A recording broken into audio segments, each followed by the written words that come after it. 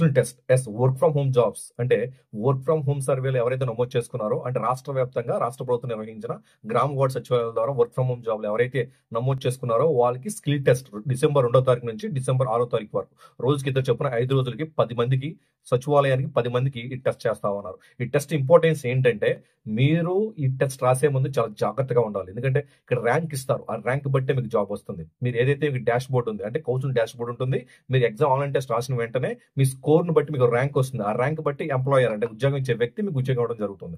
అంటే ఎంత ఇంపార్టెంట్ ఈ work from home online test అనేది గుర్తుపెట్టు. Brothers and sisters, welcome to our channel. రాష్ట్ర వ్యాప్తంగా online test, mock test, skill test మీరు ఏమైనా పిలవండి, నథింగ్ బట్ ఎగ్జామ్ జరుగుతూ ఉంది గ్రామ వార్డ్ సచివాలయాల్లో. ఎస్, రోజుకి ఇద్దరు చొప్పున డిసెంబర్ 2వ తారీఖు నుంచి డిసెంబర్ 6వ తారీఖు వరకు 5 రోజులకి 10 మందికి సచివాలయానికి 10 మందికి ఆన్లైన్ టెస్ట్ జరుగుతూ ఉంది. దానికి సంబంధించి మనకి కౌశలం సిటిజన్ ఇన్ఫర్మేషన్ గైడ్ అని చెప్పేసి మనకు ఒక ఇన్ఫర్మేషన్ ఇవ్వడం జరిగింది. ఆ ఇన్ఫర్మేషన్ లో మీరు ఆన్లైన్ ఎగ్జామ్ రాయక ముందు, ఆన్లైన్ ఎగ్జామ్ రాసిన తర్వాత మీ పర్ఫార్మెన్స్ ఏంటనేది క్లియర్ గా మనకు యూజర్ మాన్యువల్ ఉంది. ఎస్, మీకు మీ వీడియోలో మీరు టెస్ట్ ఏ విధంగా రాయిపోతున్నారు, టెస్ట్ కి సంబంధించి క్వశ్చన్స్ అనేది వీడియో ఖచ్చితంగా చేస్తాను నేను. బట్ ఇప్పుడు ఈ వీడియో ఎగ్జామ్ లో వచ్చే క్వశ్చన్స్ సంబంధించి అయితే కాదు, చెప్తున్నాను కదండి. మీరు ఆన్లైన్ టెస్ట్ వెళ్ళేటప్పుడు ఎవరికి ఆన్లైన్ టెస్ట్ జరుగుతుంది, ఆన్లైన్ టెస్ట్ రాసే ముందు మీరు ఎలాంటి జాగ్రత్తలు తీసుకోవాలి, ఆన్లైన్ టెస్ట్ రాసేసిన తర్వాత మీ పర్ఫార్మెన్స్ బట్టి మీకు ఈ విధంగా ఈ సిటిజన్ కి సంబంధించి గైడ్లైన్స్ ఉంటాయి. ఈ కౌన్సిలింగ్ యొక్క పోర్టల్ డాష్ బోర్డ్ లో మీ ర్యాంక్ ఎంత ఉండబోతుందో కూడా చెప్తాను. ఓకే, దయచేసి వీడియో లైక్ చేయండి, 10 మందికి ఉపయోగపడుతుంది. కొత్తగా వస్తే సబ్స్క్రైబ్ చేసుకోండి. సో మీకు నేను స్క్రీన్ మీద చూపిస్తాను చూడండి. మీకు స్క్రీన్ మీద చూపించినట్టు అక్కడ ఏముందండి, Kaushalam citizen information guide. Yes, Kaushalam. So ఈ కౌశలం సంబంధించి ఇక్కడ మీరు పాయింట్ చూసినట్లయితే ఇక్కడ మీరు మెరిట్ డ్రైవింగ్ ఎంప్లాయ్మెంట్. ఎస్, ఇక్కడ మీకు సంబంధించి ఈ యొక్క డేటా ఏదైతే ఉందో employer received trusted pre verified skill data. అంటే ఎంప్లాయర్ అంటే ఒక ఉద్యోగం ఇచ్చే వ్యక్తి, ఎంప్లాయర్ అంటే ఉద్యోగం ఇచ్చే వ్యక్తి, ఎంప్లాయీ అంటే ఉద్యోగస్తుడు. సో ఇక్కడ ఎంప్లాయర్ గురించి మాట్లాడుతున్నారు.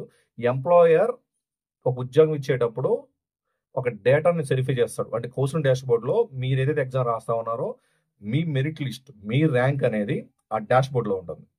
మీకు తెలుసా, ఇప్పుడు మీకు చూస్తున్న ఏదైతే dash board counselling dash board ఉందో అందులో గ్రాడ్యుయేట్స్ అంటే ఉద్యోగం కావాలి అని కోరుకున్న వారు రిజిస్టర్ అవుతారు.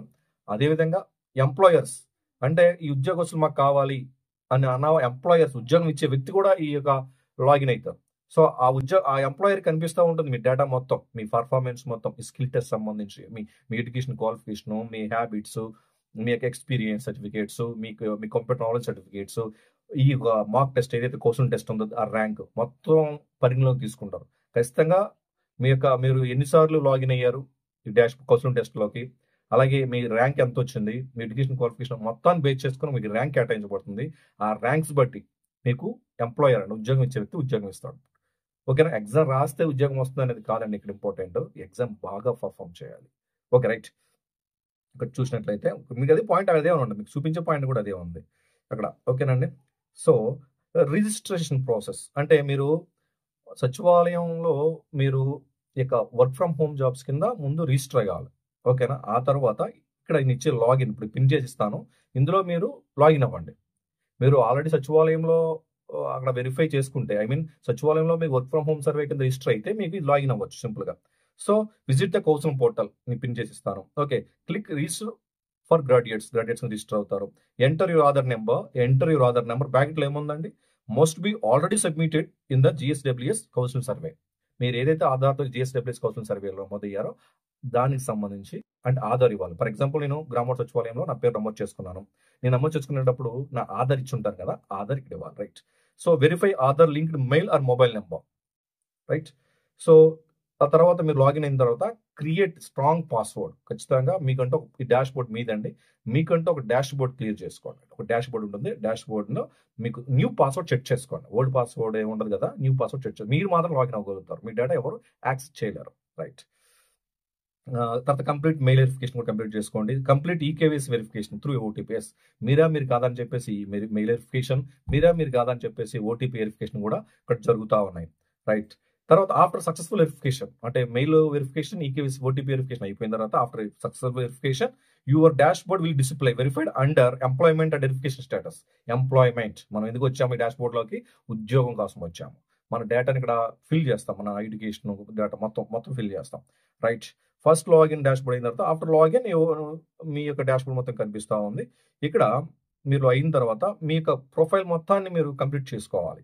అంటే యువర్ కౌసన్ డాష్ బోర్డ్ సంబంధించి ఓవరాల్గా అక్కడ ఏం కనిపిస్తుంది? వ్యూయింగ్ జాబ్ ఆపర్చునిటీస్, అక్కడ ఉద్యోగం సంబంధించిన, ఫర్ ఎగ్జాంపుల్ నేను ఎంప్లాయర్, నాకు కంపెనీ ఉంది, నాకు ఎలాంటి నా దాంట్లో ఒక 100 జాబ్స్ వేకెన్సీ ఉన్నాయి, పలానా క్వాలిఫికేషన్తో ఉన్నాయి. సో అది నేను పోస్ట్ చేస్తాను యాజ్ ఎంప్లాయర్, అది మీకు కనబడుతుంది.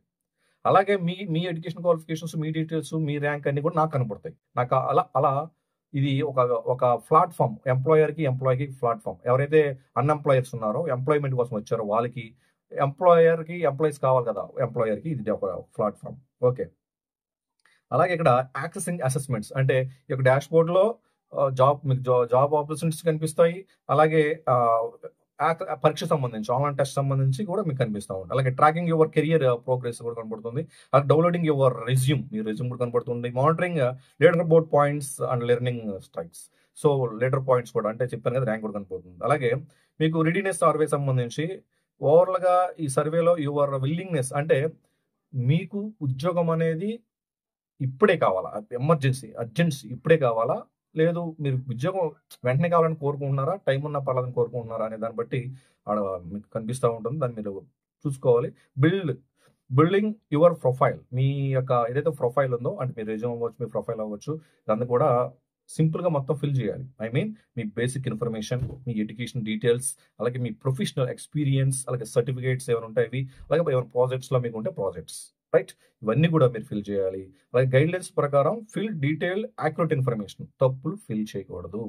సో అవాయిడ్ అబ్రివేషన్స్, మొత్తానికి మీరు తీసేసేయాలి మొత్తం. అంటే మీరు ఏది కూడా ఫేక్ అనేది ఇన్ఫర్మేషన్ చేయకూడదు. Update your profile at least 48 hours before your schedule assessment. So schedule assessment, మీకు ఇచ్చిన షెడ్యూల్ అసెస్మెంట్ అంటే మీకు ఒక స్లాట్ ఇస్తారు కదా, మార్నింగ్ 11 to 12 ఒక స్లాట్, 3 to 4 ఒక స్లాట్ ఉంది కదా. మీ షెడ్యూల్కి 48 అవర్స్ అంటే 2 days బ్యాకే మీ ఫుల్ ప్రొఫైల్ అప్డేట్ అయ్యి ఉండాలి. చాలా మందికి తెలియదు, అందుకే చెప్తున్నా. ఓకేనా? ఇదంతా అయిపోయిన తర్వాత ఈ వీడియోలో మొత్తం నేను చెప్తాను, తర్వాత క్వశ్చన్ చెప్తాను, మీకు ఫుల్ గైడెన్స్ ఇస్తాను. Okay, right? సో మీకు ఏం తెలియాలి? మీ షెడ్యూల్. సో ఓకే, రేపు ఎగ్జామ్ ఉన్న వాళ్ళు ఇప్పుడు చేయండి, ఓకేనా? నో డౌట్ ఇప్పుడు చేయండి. కానీ ఎల్లుండి ఎగ్జామ్, ఆధార్ ఎగ్జామ్ ఉన్న వాళ్ళు ఇప్పుడే చేసేసేసారు. మీ యొక్క ప్రొఫైల్ బిల్డ్ చేసుకోండి.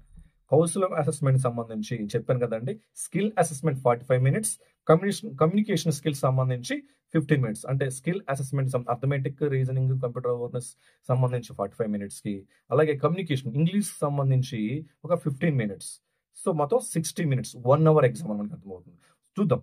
స్కిల్ అసెస్మెంట్ సంబంధించి 45 minutesలో ఉంది కదా, 45 minutesకి మీకు క్వాంటిటేటివ్ యాప్టిట్యూడ్ నేను చెప్తాను కదండి, boards, streams, time and work, profit and loss account, ratio, proportion, percentage, తర్వాత జామెట్రీస్, అంటే కొంత మీకు జామెట్రీకి సంబంధించి కూడా వస్తాయండి. సో ఓవరాల్గా అర్థమెటిక్ సంబంధించి, అలాగే వెర్బల్ అండ్ లాజికల్ రీజనింగ్ చెప్పాను కంటే, వెర్బల్, నాన్ వెర్బల్ లేదు, ఓన్లీ వెర్బల్ రీజనింగే, అర్థం చేసుకోండి. నాన్ వెర్బల్ రీజనింగ్ అయితే లేదు, ఓన్లీ వెర్బల్ రీజనింగ్ ఉంది. తర్వాత లాజికల్ రీజనింగ్ ఉంది, రైట్? ఇవన్నిటికీ మీకు క్వశ్చన్స్ని తయారు చేసి ఖచ్చితంగా పెడతాం. డేటా ఇంటర్ప్రిటేషన్ అంటే ఇది అర్థమెటిక్లో ట్యాబ్, అంటే నేను అర్థమెటిక్లో మీకు మేల్ ఫీమేల్ అని చెప్పి సర్క్యులర్లో డేటా ఇంటర్ప్రిటేషన్ వచ్చు, లేదా ఒక గ్రాఫ్ టైప్లో, అంటే 2010, 2011, 2012 అని చెప్పేసి పాపులేషన్ ఇచ్చేసి డేటా ఇంటర్ప్రిటేషన్లో గ్రాఫ్ వైజ్గా మీకు 5 questions ఇచ్చి ఈ 5 questions ఫిల్ చేయండి, మేల్ ఎంతమంది పెరిగారు, ఫీమేల్ ఎంతమంది పెరిగారు, ఇలా ఒక ట్యాబులర్ బార్ డయాగ్రామ్ షేప్లో, ఒక సర్కిల్ షేప్లో, ఇలా ఒక డేటా ఇంటర్ప్రిటేషన్ ఇచ్చి మీకు సాల్వ్ చేయమని చెప్తాడు. సో వాళ్ళకి సైకోమెట్రిక్ ఎవాల్యుయేషన్ సంబంధించి పర్సనలైజ్డ్ టెక్నికల్ క్వశ్చన్స్ కూడా ఉంటాయి. తర్వాత బీకి వచ్చేసరికి కమ్యూనికేషన్ స్కిల్స్, అంటే 3 questions speak in 30 seconds each.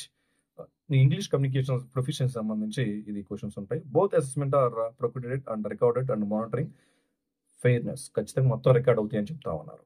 అలాగే అసెస్మెంట్ రూల్స్, ప్రొటెక్టింగ్ గైడ్లైన్స్ ప్రకారము కెమెరా, అంటే మీరు ఎగ్జామ్ రాసేటప్పుడు జాగ్రత్తగా కెమెరా యాక్సెస్లో ఉందా లేదా, మైక్రోఫోన్ యాక్సెస్లో ఉందా లేదా, ఫుల్ స్క్రీన్ మోడ్లో ఉందా లేదా, మొత్తం చెక్ చేసుకుని అలా సచివాలయంలో చెక్ చేస్తారు. మీరు కూడా మీ అందుబాటులో మీరు ఉండండి. అలాగే rules, assessment must be taken only assigned centre, మీ గ్రామ సచివాలయంలో మాత్రమే చాలా కామెంట్ పెడుతున్నారు, మేము మా టెస్ట్ వేరే చోట ఉన్నాం, వేరే చోట రాయొచ్చు. అలా కదండి, హౌస్ హోల్డ్ మ్యాపింగ్ మీకు ఇచ్చిన షెడ్యూల్ ప్రకారమే మీ టెస్ట్ జరుగుతూ ఉంది. రైట్. అలాగే only for face must be visible. Face ఖచ్చితంగా నా ఫేస్ మీకు ఎలా కనిపిస్తుంది ఆ విధంగా ఫేస్ కనిపించాలి. More than one face or lack of face అంటే 2 ఫేస్లు అంటే నా ఫేస్తో పాటు నా ఫేస్తో పాటు వేరే ఫేస్ కనిపించినా లాక్ అయిపోతుంది. లేదు ఇన్విజిబుల్ అంటే ఫేస్ కనిపించకపోయినా, ల్యాక్ ఆఫ్ ఫేస్ అంటే ఫేస్ కనిపించకపోయినా బ్లర్గా ఉన్న మీ స్క్రీన్ లాక్ అయిపోతుంది. జాగ్రత్తగా ఉండండి. అలాగే మీకు అక్కడ leaving full screen or switching tabs 3 times results automatic termination. మీకు ట్యాబ్ ఉంటుంది, లేకపోతే మీ ఫుల్ స్క్రీన్ స్విచ్ ఆఫ్ అయినా అంటే మీన్ ఆన్ ఆఫ్ అవుతుంటే 3 times తర్వాత టెర్మినేషన్ అంటే ఆటోమేటిక్గా మీరు ఎగ్జిట్ అయిపోతారు, ఎగ్జామ్ క్యాన్సిల్ అయిపోతుంది. ఇవన్నీ చూడండి. These rules are ensuring credibility of fairness of the all candidates. చాలా జాగ్రత్తగా ఉండండి ఎగ్జామ్ రాసే వ్యక్తి. ఎగ్జామ్లో ఏం వస్తున్నాయి అడుగుతున్నారు తప్ప ఎగ్జామ్ ఎలా రాయాలి, ఈ యొక్క టెక్నికల్గా ఎలాంటి జాగ్రత్తలు తీసుకోవాలనేది ఎవరు అర్థం చేసుకోవట్లేదు. మీరు అర్థం చేసుకోండి. సిస్టమ్ రెడీనెస్ అసెస్మెంట్ సంబంధించి use desktop mode, laptop, what ever internet. So minimum 3 MBPS ఉంటుంది క్లియర్గా. మన ఫోన్ ఇంటర్నెటే ఉంటుంది. Use updated Google chrome. Okay right. ఇవన్నీ వెబ్ క్యామ్ అన్నీ బాగానే ఉన్నాయండి, అవన్నీ తీసేస్తే మాకు అవసరం లేదు. ఎంప్లాయ్మెంట్ స్టేటస్ ఇక్కడ మీరు చూసారా, లీడర్ బోర్డ్ మీకు your rank, your total points, activity మొత్తం కూడా ఫుల్గా ఒక ర్యాంక్ వస్తుంది. ఆ ర్యాంక్ బట్టి మీకు జాబ్ వస్తుంది. సో ఇదంతా ఒకసారి మీరు చూసినట్లయితే ఒకసారి స్క్రీన్ షాట్లు తీసుకోండి. ఒకసారి మేము మళ్ళీ పెడుతున్నాం, మీకోసం పెడుతున్నాం చూడండి.